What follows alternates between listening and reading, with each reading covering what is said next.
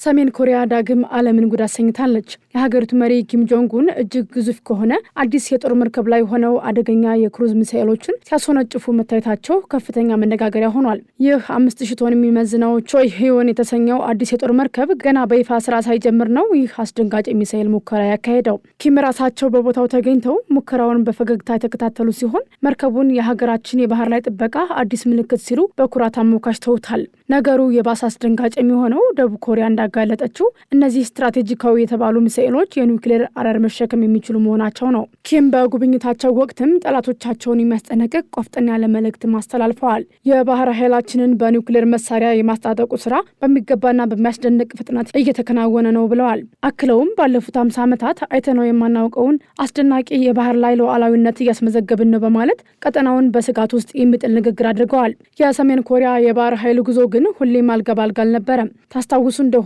ባለፈው ዓመት በግንቦት 2025 ላይ ተመሳሳይ ግዙፍ መርከብ ሊያስመርቁ ሲሉ መርከቡ በስህተት ተገልብጦ ከፍተኛ ውርደት ገጥሟቸው ነበር።